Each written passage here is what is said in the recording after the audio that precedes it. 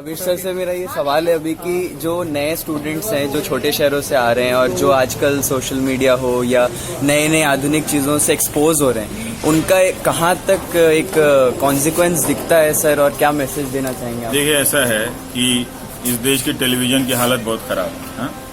अब गोदी मीडिया में पत्रकार बनने के लिए अगर आप 5 लाख रुपए दे के पढ़ रहे हैं तो मुझे वैसे जवानों से कुछ कहना नहीं। ठीक, जब वो 5 लाख रुपया फीस दे रहे हैं तो एक बार टीवी खोल कर देखें कि क्या वो करना चाहते हैं जिसके लिए अपनी जिंदगी ये चुने। जब टीवी में काम करने वाले प्रोफेशनल ज्यादातर ढंग के नहीं हैं तो किसको देखकर और क्या करने के लिए पढ़ रहे हैं। ठीक, तो मेरा ये कहना है कि अगर पढ़ भी रहे हैं तो इन कमियों को पहले ठीक से समझें और अपनी जिंदगी जो माँ बाप का 5 लाख 10 लाख रुपया ये जो प्राइवेट कॉलेजों में खोल के बर्बाद कर रहे हैं, थोड़ा सा उसका सदुपयोग करें, नहीं तो वो इसी तरह से भटकते रहेंगे। जब 10 लाख रुपया फीस खत्म हो जाएगी तो उनको कहीं ढंग की कोई नौकरी नहीं मिलेगी।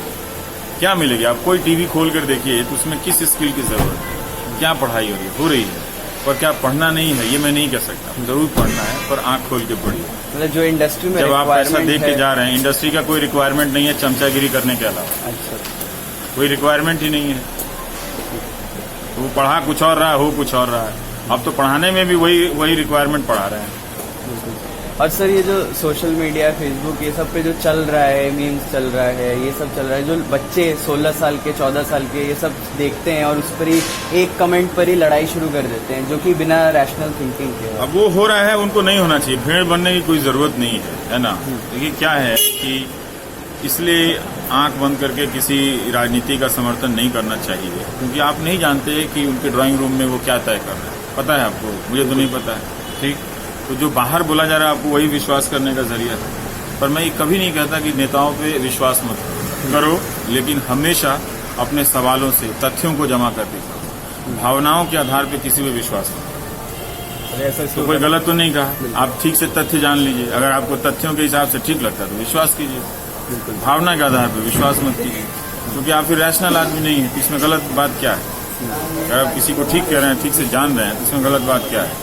अगर मैं कह रहा हूं कि आप 5 लाख जर्नलिज्म पढ़ने के लिए फीस मत दीजिए, क्योंकि जब टीवी के प्रोफेशनल ही ढंग के नहीं है और आप उन चैनलों में क्या काम करेंगे ये भी देख लीजिए। राम रहीम पे 1 महीना प्रोग्राम बनाना है तो इसके लिए 3 साल जर्नलिज्म क्यों पढ़ा जाए?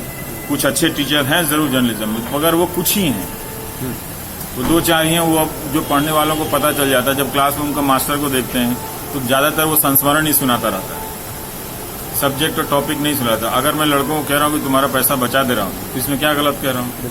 अगर आपको शौक है कि फिर भी प्राइवेट कॉलेज में जाके 5 लाख रुपया देना है तो मुझे दे दो फिर। सर इसका कोई क्या समाधान दिखता है? इसका कोई समाधान नहीं है। समाधान है जागरूकता। आपको पता होना चाहिए कि पैसा, यही समाधान है कि आपको कुछ समझ में नहीं आएगा तो भी जाके 5 लाख रुपया फीस दे देंगे। पढ़ाई को लेकर सीरियस रहेंगे ना, उसे कैसे समझौता कर सकते हैं? फिर तो जीवन में आपको कभी भी 3 साल नहीं मिलेगा पढ़ने के लिए, या 5 साल नहीं मिलेगा। उससे कोई कॉम्प्रोमाइज कर सकता है? पढ़ाई पे ज्यादा ध्यान करना ही चाहिए, करना ही पड़ेगा। आपको खुद ही से पढ़ना पड़ेगा, खुद ही रास्ता निकालना पड़ेगा कि इसमें जो मौका मिलेगा आप क्या कर सकते हैं। तो एक आखिरी सवाल, आप खुद एक जर्नलिस्ट है तो आप इस चीज को अब अपने करियर में कैसे अडेप्ट करते हैं? देखते रोज जूझ रहे हैं, कभी लगता है छोड़ दें, कभी लगता है करते हैं, 1 दिन करते हैं, 2 दिन करते हैं, करते रहेंगे जब तक। जब सब डूब रहे हैं हम भी डूबते हुए करते रहेंगे। मजा आता है लिखने में, बोलने में।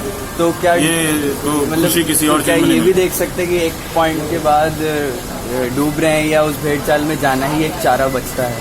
पता नहीं यार, ये सब मत पूछा करो, घबराहट होती है। क्या करेंगे? लेकिन जब तक कर रहे हैं, बहुत किस्मत वाला खुद को समझते हैं कि हम कर पा रहे हैं और करते रहेंगे। वो दिन ना आए कि मुझे कुछ और करना पड़े। सर एक मैसेज जो है कि हम सब आपको फॉलो करते हैं और आपकी उसूलवादी तरीकों को देखकर हम बहुत ज्यादा से ज्यादा क्लीन रहिए, खूब पढ़िए, और ये डरने उड़ने का छोड़ दीजिए। कोई इतना वर्थ नहीं है जिसके लिए आप डरना सीखेंगे। कोई इस लायक नहीं है राजनीति में कि जिसके सामने आप सर झुकाएं और जिससे डरें। लायक ही नहीं, मैं बोल रहा हूँ। तो दोनों बातें मैं कहता हूँ कि जब वो उस लायक नहीं है तो उनसे डरने की कोई जरूरत नहीं है। दूसरा, अपने जीवन को ज्यादा सरल रखिए, सिंपल रखिए, ज्यादा कॉम्प्लिकेशन में जाइए कोई फायदा नहीं। जीते भी रहिए, पढ़ते भी रहिए, मस्त भी रहिए। क्या है, कोई एक चीज मैसेज कोई दे सकता है, वो जब बाल सब उड़ जाएगा, किसी गवर्नर हाउस में कोई बैठ के जैसे सर पब्लिक मनी पे प्रोपेगेंडा करना होता है, तब पूछिएगा, होली दिवाली के संदेश देता रहूंगा। Thank you so much. Thank you.